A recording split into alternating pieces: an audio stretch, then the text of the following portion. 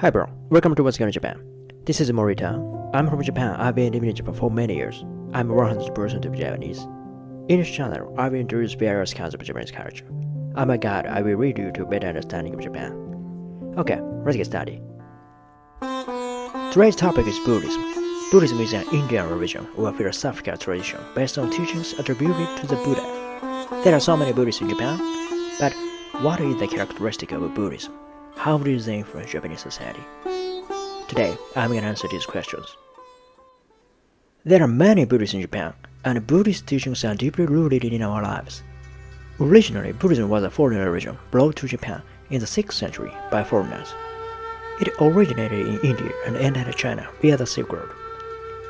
It came to Japan in earnest during the period when China developed nations such as the Sui dynasty and the Tang dynasty. At that time, many people from Japan crossed the sea to adopt the advanced culture and civilization of the continent. This is how Buddhism came to Japan via China. However, Japan had Shintoism.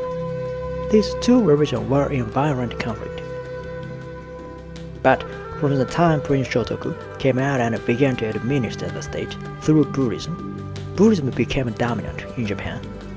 Throughout the Nara and Heian periods, many temples were built in Nara and Kyoto. In addition, because of the harmony with Shintoism, these two religions have come to coexist side by side in Japan. This is the reason why there are so many temples and shrines in Japan. Early Buddhism was elitist in nature. Run by elite class, it was used to rule the country, so its teachings were not for the ordinary people. However, as time went by, people such as farmers and fishermen who cultivate the fields came to have power, and the warrior class that protected the land also began to gain power, which led to more conflict and battle in the country.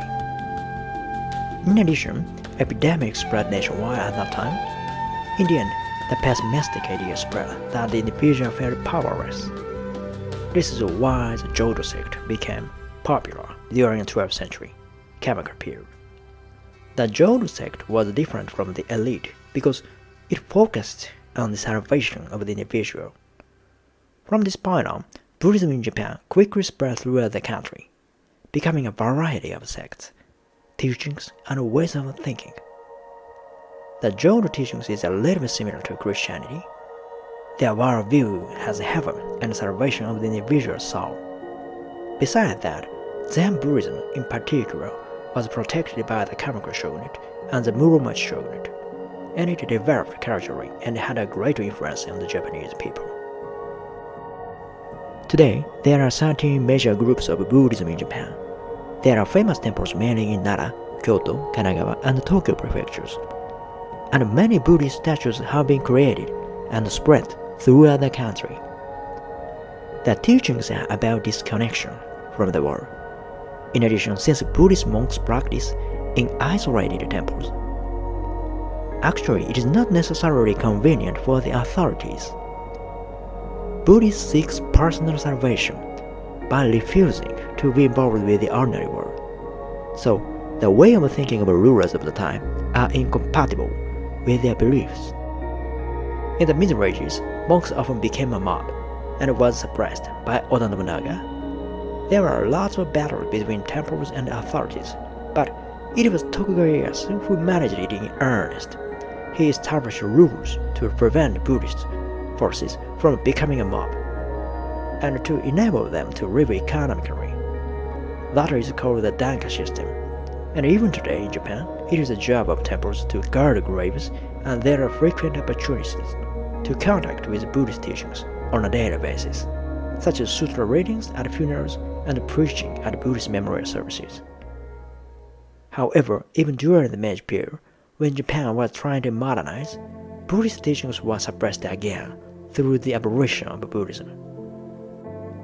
Thus, one of the characteristics of Buddhism is that it is not necessarily compatible with the powers that be.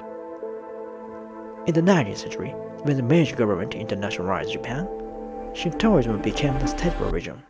However, Buddhism never disappeared from Japan.